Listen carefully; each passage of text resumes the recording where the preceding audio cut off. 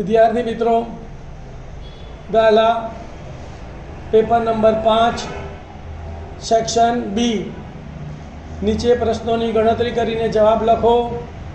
20 mark है।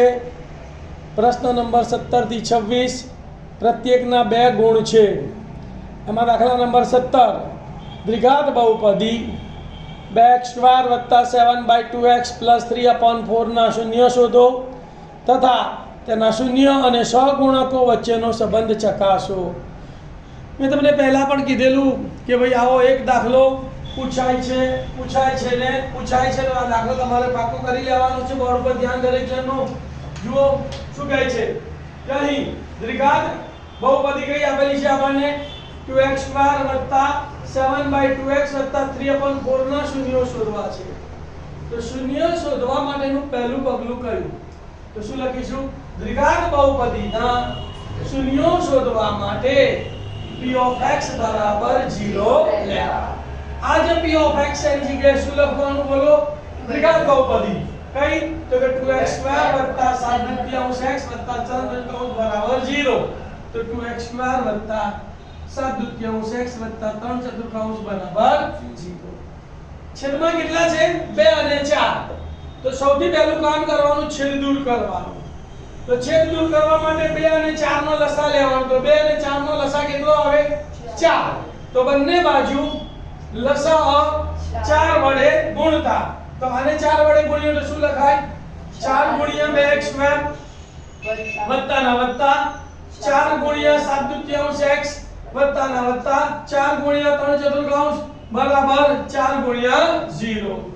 સાદરૂપ આપીએ તો 4 * 2 8x² વત્તા 2 * 2 4 એટલે અહીંયા આયા 2 અહીંયા 7 છે તો 2 સીતા 14 અને x ના x તો વત્તા 14x 4 અને 4 ઉડી ગયા એટલે વત્તા 3 બરાબર 4 * 0 એટલે 0।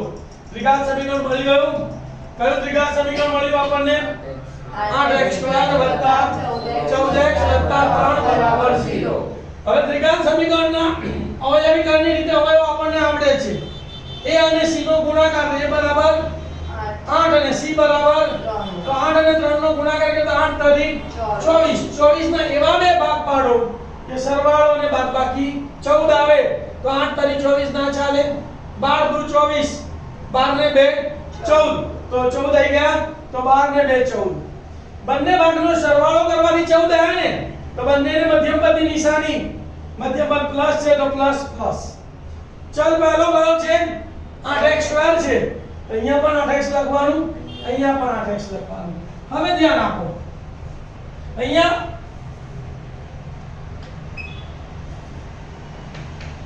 છેદ ઉડાડીએ અહીંયા 8 છે અહીંયા 12 છે તો 4 વડે ભાગી શકાય છે 4 તરી 12 અને 4 * 2 8 તો અહીંયા 4 તરી 12 એટલે અહીંયા 3 આવશે અને 4 * 2 8 એટલે અહીંયા 4 આવશે તો પહેલો અવયવ શું આવ્યો 4x + 3। પહેલો અવયવ શું પહેલો અવયવ કયો આવ્યો ભાઈ આપણો 4x + 4 * 2 8 ચારે ભાગ ચલાવ્યો ને ભાઈ એટલે અહીંયા 2 આવશે 4 * 2 8 અને 4 તરી 12 એટલે પહેલો અવયવ કયો આવ્યો 2x + 3 તો લખીશું સીધું 2x + 3। હવે અહીંયા જુઓ છેદ 2 ચાલે છે 2 * 2 અને 2 * 4 8 એટલે અહીંયા આયા 4 તો અહીંયા પહેલો બીજો અવયવ શું થશે 4x + 1 તો અહીંયા લખી નાખવાનું 4x + 1 તો ડાયરેક્ટ અવયવ પાડતા આવડી ગયું આ રીતે। બંને અવયવોને 0 સાથે સરખાવવાના તો માટે 2x + 3 બરાબર 0 અથવા 4x + 1 બરાબર 0। કોને સૂત્ર કરતા બનાવવાનો x ને +3 સામે જાય તો બે ગુણાકારમાં સામે જાય તો માટે x બરાબર -3/4 અથવા +1 સામે જાય તો 4 ગુણાકારમાં સામે જાય તો માટે x બરાબર -1/4। पहला शून्य ने આપણે આલ્ફા કહીશું બીજા શૂન્ય ને આપણે બીટા કહીશું તો તેથી શું થશે બોલો આલ્ફા બરાબર -3/4 અને બીટા બરાબર -1/4। હવે શૂન્ય અને સહગુણકો વચ્ચેના સંબંધ શોધવાનો બે સંબંધો શોધવાનો। પહેલો સંબંધ સરવાળાનો શોધવાનો બીજો સંબંધ ગુણાકારનો શોધવાનો। તો પહેલો સંબંધ શૂન્યોના સરવાળો આલ્ફા + બીટા બરાબર अल्फा ની જગ્યાએ કેટલા મૂકવાના -3/4 વત્તા બીટા ની જગ્યાએ કેટલા મૂકવાના -1/4 બંને અપૂર્ણાંક આયા અપૂર્ણાંકના સરવાળા બાદબાકી હોય તો પહેલા શું કરવું પડે? છેદ સરખો કરીને લસા લેવો પડે. તો અહીંયા 2 છે, અહીંયા 4 છે. કેટલો લસા આવશે? 4. તો અહીંયા તો 4 છે જ. આને 4 લાવવા માટે કેટલા વડે ગુણવા પડશે? 2. તો છેદને 2 વડે ગુણીશું તો અંશને પણ કેટલા વડે ગુણીશું? 2. તો છેદમાં તો 4 લખી કાઢ્યા. 3 ગુણ્યા 2 માઈનસ 3 ગુણ્યા 2 એટલે -6 પ્લસ માઈનસ માઈનસ અને 1 ના 1 ઓછા 6 અને ઓછા 1 એટલે ઓછા 7 અને છેદમાં 4 ના 4 -7/4 આયા. સીધું જ તમારે શું લખી નાખવાનું એનું સૂત્ર? તો સરવાળાના સૂત્ર કયું છે? -b/a બરાબર -x નો સહગુણક છેદમાં x² નો સહગુણક. નંબર 2 શૂન્યનો ગુણાકાર આલ્ફા ગુણ્યા બીટા બરાબર આલ્ફાની જગ્યાએ -3/3 ગુણ્યા બીટાની જગ્યાએ -1/4. અપૂર્ણાંકના ગુણાકાર આવે ત્યારે અંશનો ગુણાકાર અંશમાં અને છેદનો ગુણાકાર છેદમાં કરવાનો. ગુણાકારમાં લસા આવે નહીં. તો -3 ગુણ્યા -1 એટલે માઈનસ માઈનસ પ્લસ અને 3 × 3 એટલે અંશમાં 3 આવશે. 2 × 8 તો કેટલો જવાબ આવ્યો? 3/8 તો બરાબર c/a બરાબર અચળ પર છેદમાં x² નો સહગુણક. ધ્યાન રાખજો, આવો એક દાખલો પૂછાય છે ને પૂછાય છે.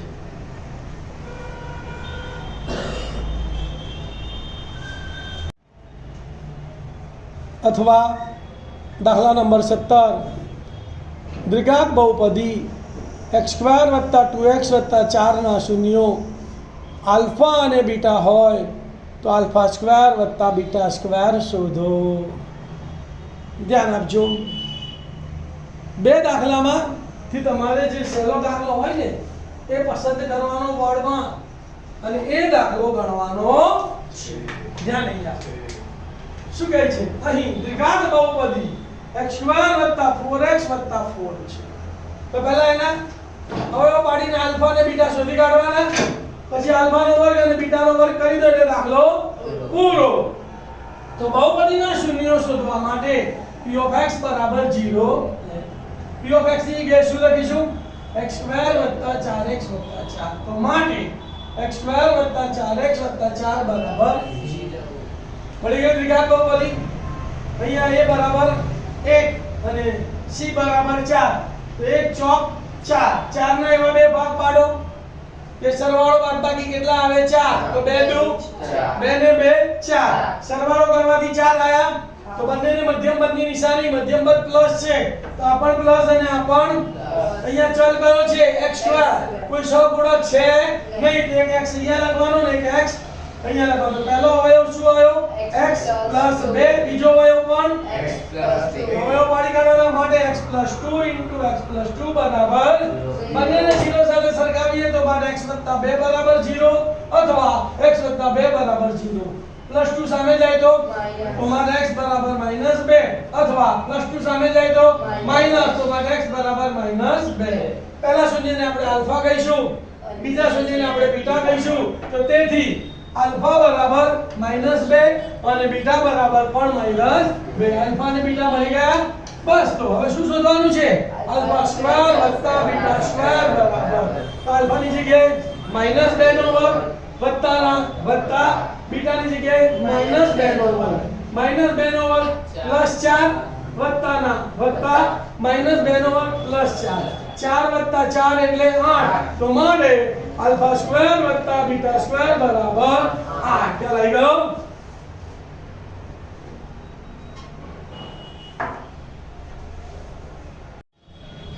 દાખલા નંબર 18 જેના શૂન્યોનો સરવાળો અને ગુણાકાર અનુક્રમે 1 અને 1 હોય તેવી દ્વિઘાત બહુપદી મેળવો. ધ્યાન આપો ભાઈ. તો અહીં શૂન્યનો સરવાળો આલ્ફા વત્તા બીટા બરાબર કેટલા છે? 1 છે. શૂન્યનો ગુણાકાર આલ્ફા ગુણ્યા બીટા બરાબર કેટલા છે? 1 છે. હવે આ શરત આપણને યાદ હોવી જોઈએ. કઈ શરત બોલો?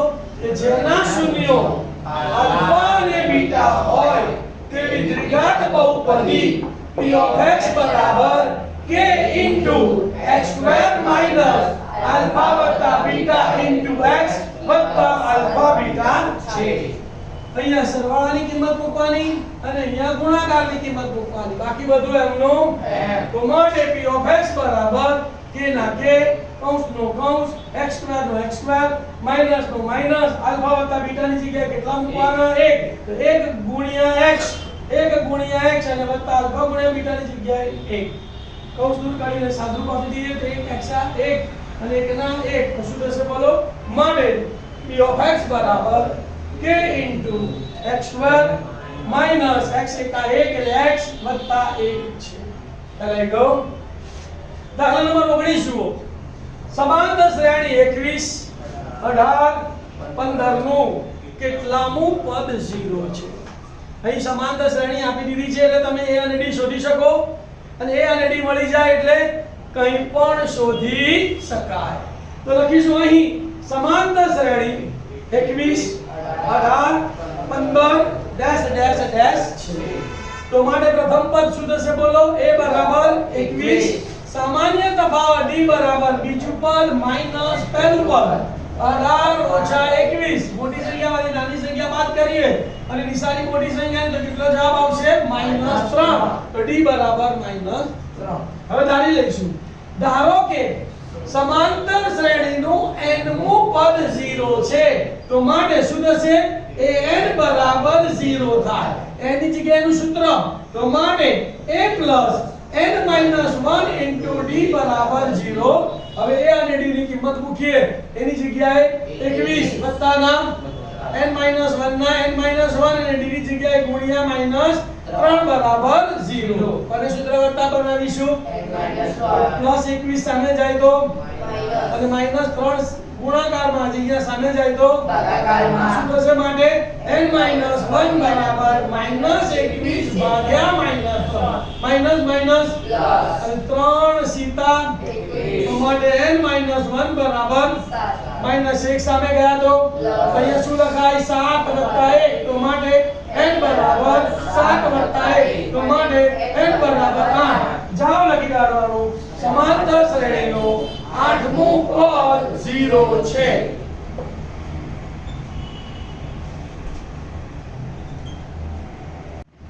દાખલા નંબર 20 sin² 45 વત્તા cos² 45 છેદમાં tan² 60 ની કિંમત શોધો.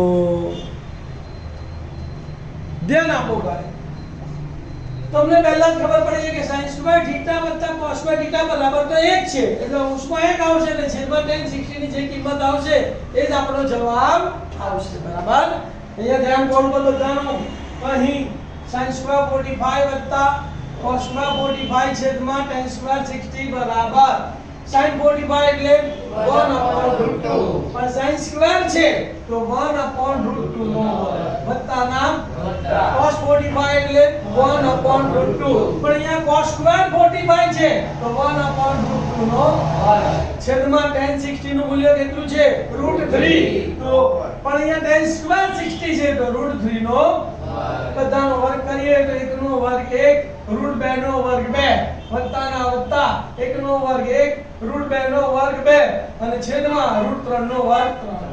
છેદ કેવા છે સરખા. અપૂર્ણાંકોના સરવાળા આવે એટલે લસા લેવો પડે. બરાબર ને, તો અહીંયા છેદ સરખો છે એટલે અંશનો સરવાળો અને છેદ એનો કૌંસમાં શું આવશે 1 + 1 છેદમાં 2 અને આખાના છેદમાં 3. 1 + 1 છેદમાં 2 અને આખાના છેદમાં 1 + 1 એટલે 2 તો 2 ના છેદમાં 2 અને છેદમાં 3 તો 2 એકા 2 તો આન્સર કેટલો આવ્યો 1 આવી ગયો. લખી નાખો. ત્રિકોણમિતિનો કોઠો મોડે કરવાનો ભાઈ એટલે તમે આ 2 માર્ક ઢોકળા મેળવી શકો. અથવા દાખલા નંબર 20 ત્રિકોણ ABC માટે સાબિત કરો કે sin² a/2 વત્તા sin² b + c/2 બરાબર 1. ધ્યાન આપજો. અહીંયા શું કહે છે આપણને ત્રિકોણ ABC માટે સાબિત કરો કે sin² a/2 વત્તા sin² b + c/2 બરાબર.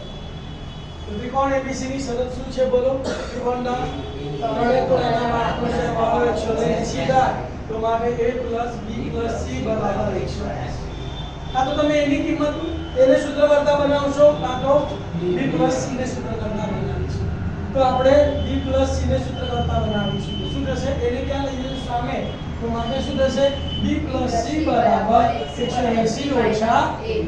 અહીંયા છેદમાં 2 છે તો બંને બાજુ આપણે લખવું હોય તો લખવાનું, ના લખવું હોય તો કઈ નહીં લખવું હોય તો શું લખવાનું બોલો? બંને બાજુ 1/2 વડે ગુણતા. તો બંનેને 2 વડે ગુણીએ તો અહીંયા શું થશે? b + c છેદમાં 2 બરાબર 180 છેદમાં 2 માઈનસ a છેદમાં 2. b + c/2 ની આપણે કિંમત જોઈએ એટલે એમને લેવા દેવાની. 180 ભાગ્યા 2 એટલે 90 માઈનસ a/2 સમીકરણ નંબર 1. આપણે b + c/2 ની કિંમત ગણી લીધી. હવે આના બરાબર 1 જવાબ લાવવો છે તો આપણે ડાબા લેવાનો અને જવાબ લાવવાનો. તો ડાબા બરાબર sin² a/2 વત્તા sin² b + c/2.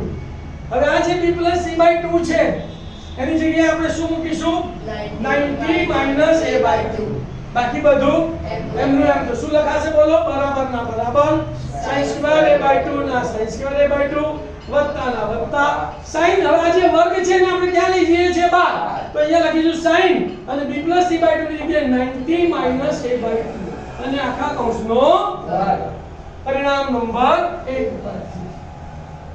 સૂત્ર આપણને ખબર છે sin 90 - θ બરાબર cos θ. તો sin 90 - a/2 બરાબર શું થાય? cos a/2 થાય કે ના થાય? અને આખા કૌંસનો વર્ગ. તો sin 90 - a/2 ની જગ્યાએ શું લખવાનું? cos a/2. બાકી બધું એમનું. તો માટે શું થશે બોલો? બરાબર ના બરાબર sin² a/2 ના sin² a/2 વત્તા ના વત્તા અને sin 90 - a/2 ની જગ્યાએ cos a/2 અને આખા કૌંસનો વર્ગ. કારણમાં શું લખવાનું? sin 90 - θ બરાબર cos θ. હવે વર્ગ આપણે આપી દઈએ છીએ, કૌંસ દૂર કરીએ તો cos a/2 ની જગ્યાએ શું લખાશે? cos² a/2. તો માટે sin² a/2 વત્તા cos² a/2. શરત આપણને ખબર છે sin² θ વત્તા cos² θ બરાબર 1. તો બરાબર 1 લખવાનું, કારણ લખી નાખવાનું sin² θ વત્તા cos² θ બરાબર 1 બરાબર જવાબ. તો માટે ડાબા બરાબર જવાબ.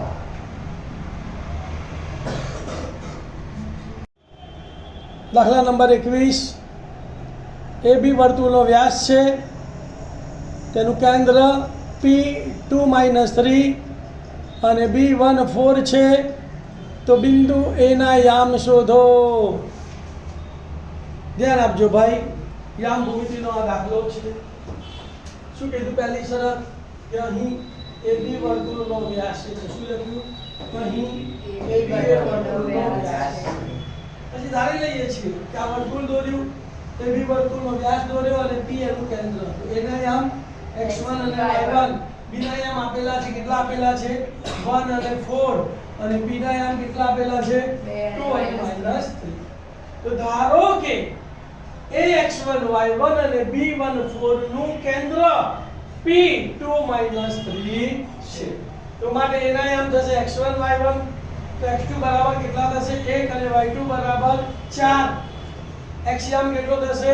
2 અને y યામ કેટલો થશે? -3. તો P શું છે? એ રેખાખંડ AB નું મધ્યબિંદુ છે. તો કોના સૂત્રનો ઉપયોગ કરવાનો? મધ્યબિંદુના યામના સૂત્રનો ઉપયોગ. અહીંયા મધ્યબિંદુના યામ આપી દીધા છે એટલે અલગ અલગ યામ લેવા પડશે. તો x યામનું સૂત્ર શું છે બોલો? x યામ બરાબર x1 + x2 ભાગ્યા 2 તથા y યામ બરાબર y1 + y2 ભાગ્યા 2. કિંમતો મૂકીએ. ચલો x યામ કેટલો છે? 2. તો 2 બરાબર x1 એટલે x1 વત્તા x2 એટલે 1. તો x1 + 1 છેદમાં 2 ના 2. y યામ બરાબર y યામ કેટલો છે? -3. y1 ના y1 અને y2 ની જગ્યાએ 4. તો y1 + 4 ભાગ્યા 2. પહેલા બાજુનું સાદુરૂપ આપી દઉં. 2 ભાગાકારમાં સામે જાય તો 2 દુ 4. અને આને હું પહેલા લખું તો શું લખાય? માટે x1 + 1 બરાબર 4. હવે +1 સામે જાય તો અહીંયા શું લખાય? 4 - 1 લખાય. તો મારે x1 બરાબર 4 - 1. 4 માંથી 1 ગયો તો 3, તો માટે x1 બરાબર 3. એવી જ રીતે અહીંયા -3 ગુણ્યા 2 એટલે -6. તો પહેલા આને આ લખું છું, તો y1 + 4 બરાબર -6. +4 સામે જાય તો લખાઈશું -6 -4. તો માટે y1 બરાબર -6 -4. બે ઋણ સંખ્યાનો સરવાળો, નિશાની ઋણ, તો માટે y1 બરાબર -10. તો જવાબ લખી કાઢવાનો, એ બિંદુના યામ 3 -10 છે.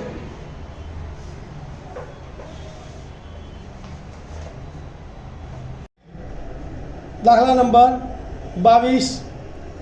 જમીન પર એક ટાવર શિરોલંબ સ્થિતિમાં છે. તેના પાયાથી 15 મીટર દૂર રહેલા જમીન પરના એક બિંદુથી ટાવરના ટોચના ઉચ્છેદ કોણનું માપ 60° છે. તો તે ટાવરની ઊંચાઈ શોધો. ક્લિયર?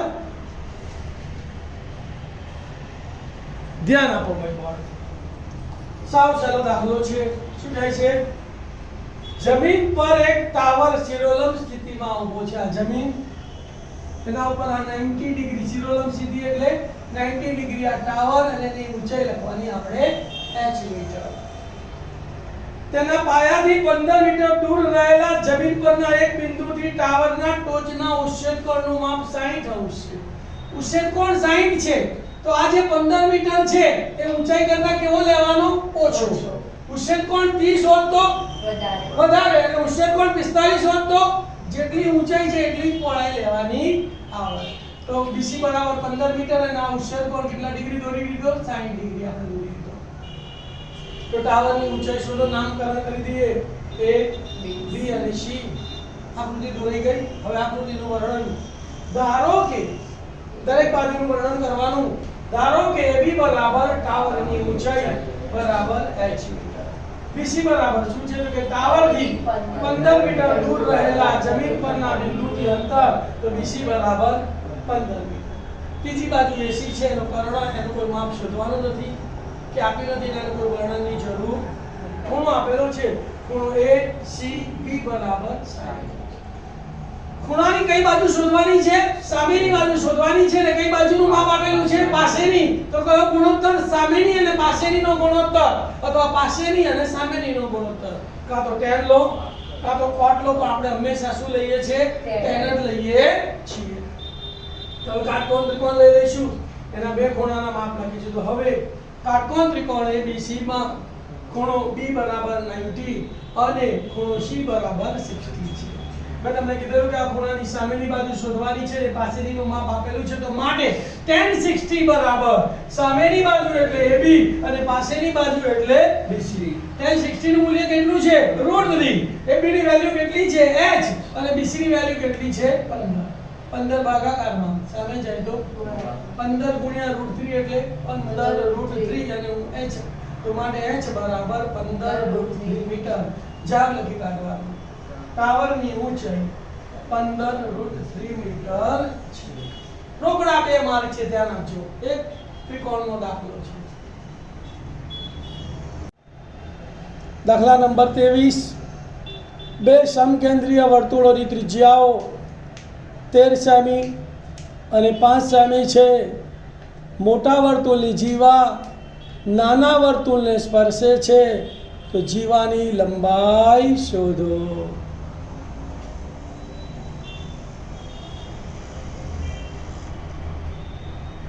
ધ્યાન આપજો ભાઈ.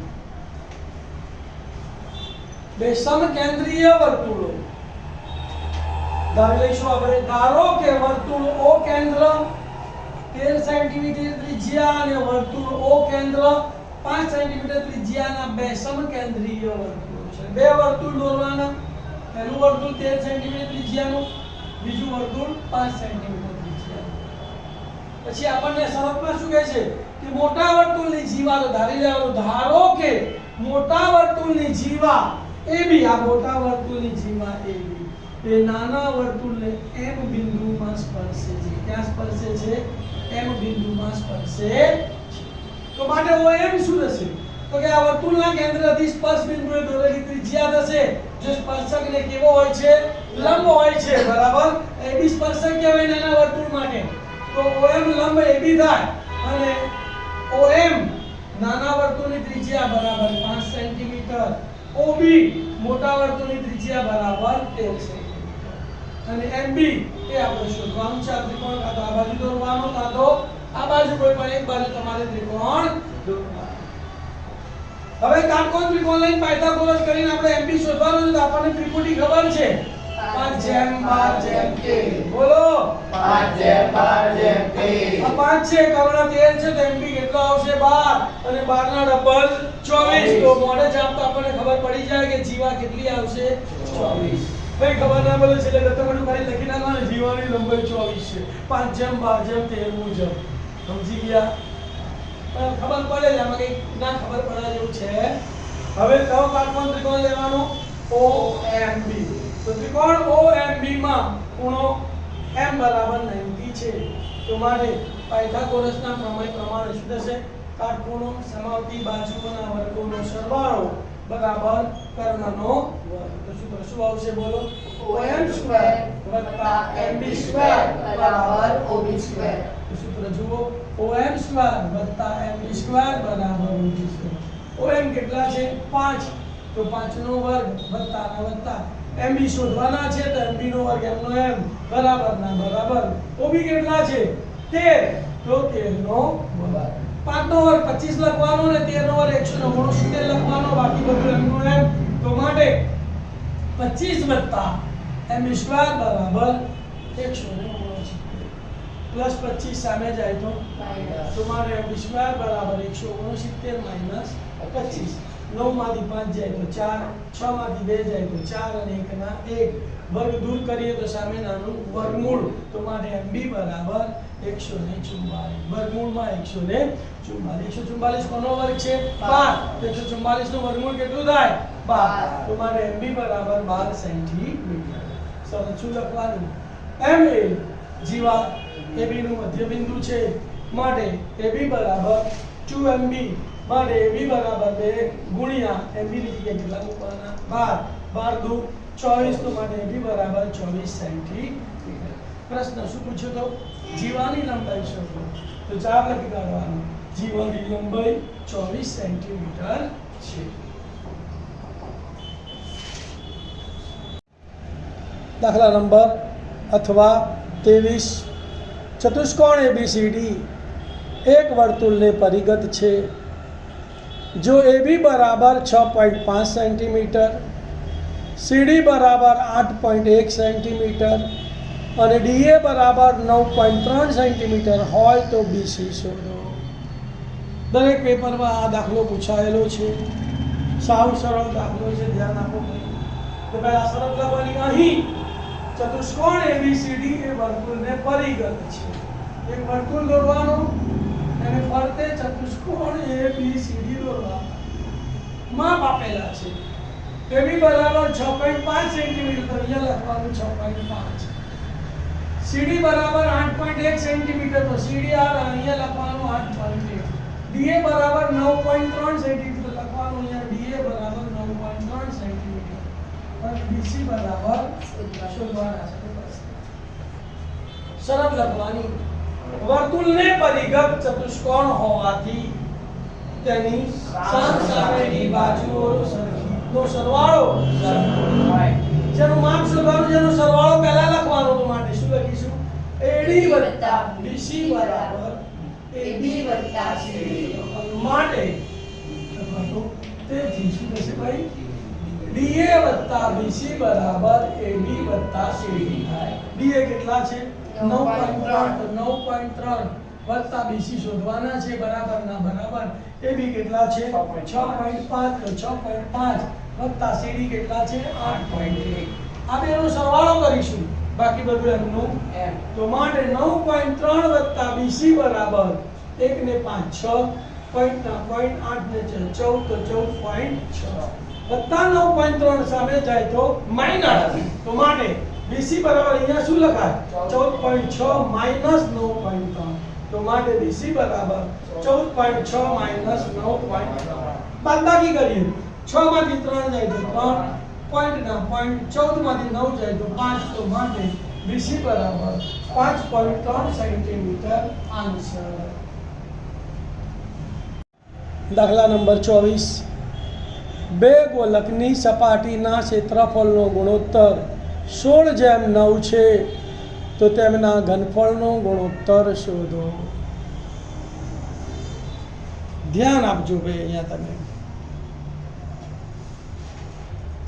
શું કહે છે કે બે ગોલકની સપાટીના ક્ષેત્રફળનો ગુણોત્તર. તો આપણે પહેલા તો ગોલક માટે એક જ માપ જરૂર પડે, અને માપ કયું છે? ત્રિજ્યા. તો ધારી લઈએ કે ધારો કે પ્રથમ ગોલકની ત્રિજ્યા બરાબર r1 અને બીજા ગોલકની ત્રિજ્યા બરાબર r2 છે. શરત શું આપી છે બોલો? ગોલકની સપાટીના ક્ષેત્રફળનો ગુણોત્તર 16:9 છે. તો માટે શું થશે?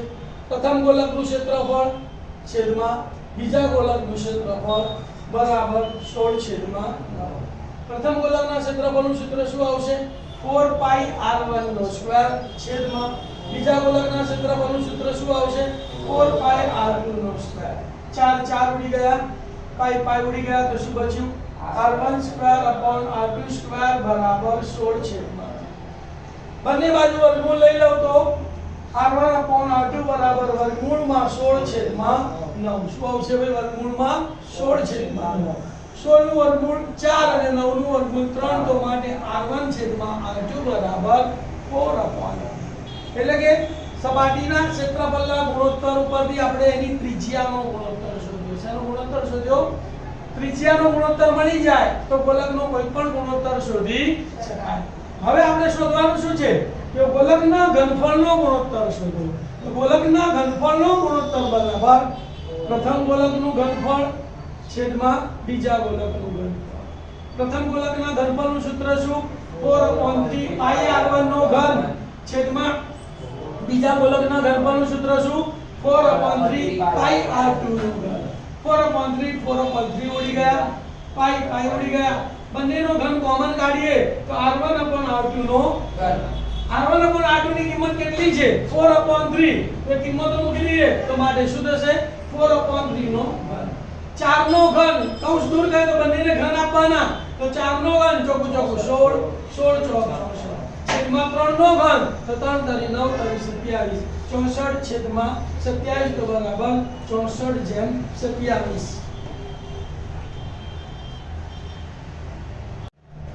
દાખલા નંબર 24. બે ગોલકની સપાટીના ક્ષેત્રફળનો ગુણોત્તર 16:9 છે, તો તેમના ઘનફળનો ગુણોત્તર શોધો. ધ્યાન આપજો ભાઈ, અહીંયા ક્ષેત્રફળના ગુણોત્તર ઉપરથી ત્રિજ્યાનો ગુણોત્તર શોધવાનો, અને ત્રિજ્યાનો ગુણોત્તર શોધી જાય પછી એના ઘનફળનો ગુણોત્તર શોધવાનો. બોર્ડ ઉપર ધ્યાન. વર્તુળના ક્ષેત્રફળ તમને આપેલું છે, કેટલું છે બોલો? કયો દાખલો બન્યો? ક્ષેત્રફળનો ગુણોત્તર અને ઘનફળનો ગુણોત્તર. દાખલો 24. અથવા એક વર્તુળનું ક્ષેત્રફળ 346.5 સેન્ટીમીટર છે, તે વર્તુળની ત્રિજ્યા શોધો. ધ્યાન આપજો ભાઈ, વર્તુળનું ક્ષેત્રફળ તમને આપેલું છે, તો ક્ષેત્રફળનો ઉપયોગ કરીને તમારે ત્રિજ્યા શોધવાની છે. શું લખવાનું? વર્તુળનું ક્ષેત્રફળ બરાબર 346.5 સેન્ટીમીટર સ્ક્વેર છે. તો વર્તુળના ક્ષેત્રફળનું સૂત્ર કયું છે? πr². તો માટે πr² બરાબર 346.5.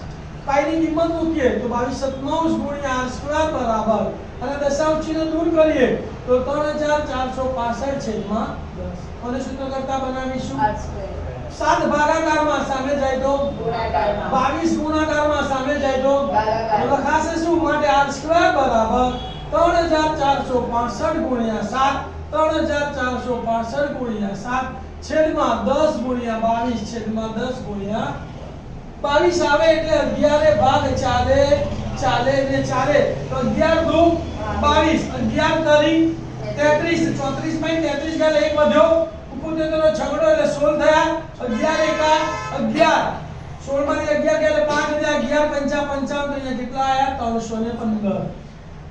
અહીંયા 10 છે અને અહીંયા 5 છે, તો 5 ભાગ 4 છે, તો 5 દુ 10 અને અહીંયા 5 6 30.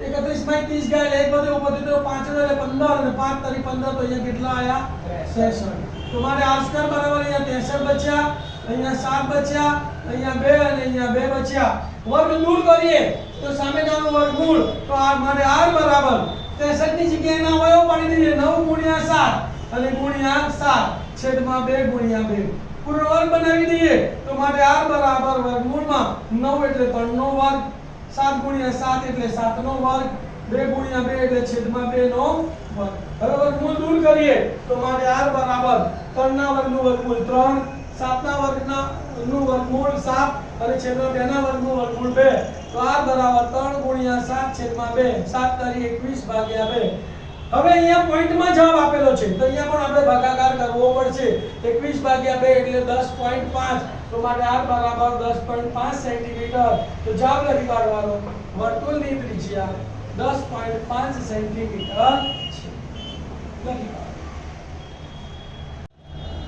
દાખલા નંબર 25 કોઈપણ આવૃત્તિ વિતરણ માટે m બરાબર 15 અને x બાર બરાબર 18 હોય તો z શોધો ધ્યાન આપો ભાઈ સાવ સહેલો દાખલો છે ધોરણ 9 નો દાખલો છે તો અહીં m બરાબર 15 અને z બરાબર m બરાબર 15 અને x બાર બરાબર કેટલા આપેલા છે 18 મધ્યક અને બહુલકના સંયુક્ત સૂત્રનો આપણે ઉપયોગ કરીએ તો કયું સૂત્ર છે z બરાબર 3m 2x બાર z ના z બરાબર ના બરાબર 3 ના 3 m કેટલા છે 15 તો 3 ગુણ્યા 15 ઓછા ના ઓછા 2 ના 2 x બાર કેટલા છે 18 તો 2 ગુણ્યા 18 આ બેનો ગુણાકાર અને આ બેનો ગુણાકાર બાકી બધું એમનો તો મારે z બરાબર 15 તારી 45 ઓછા 18 દુ 36 45 માંથી 36 જાય તો કેટલો જવાબ આવ્યો 9 તો મારે z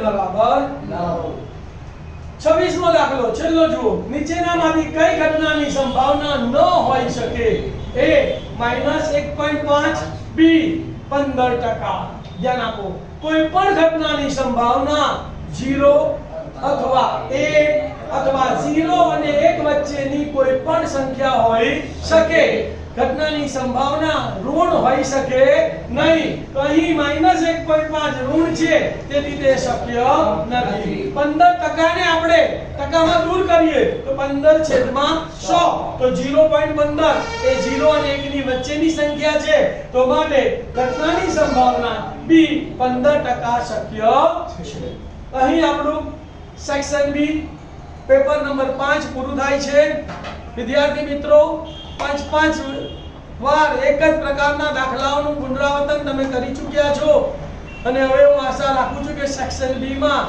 તમે પૂરેપૂરા માર્ક મેળવશો થેન્ક યુ મારી ચેનલ ને તમે સબસ્ક્રાઇબ કરજો અને આવા જ વિડિયો મેળવવા માટે બેલ નું બટન દબાવી અને તમે એને લાઈક પણ કરજો તમને મારા ભણાવવાની સ્ટાઇલ કેવી લાગી તમને દાખલામાં ખબર પડી કે ના પડી તમારી કોમેન્ટ લખજો જેથી કરીને કંઈ પણ સુધારા મારે કરવા હોય તો હું કરી શકું થેન્ક યુ ઓમ નમઃ શિવાય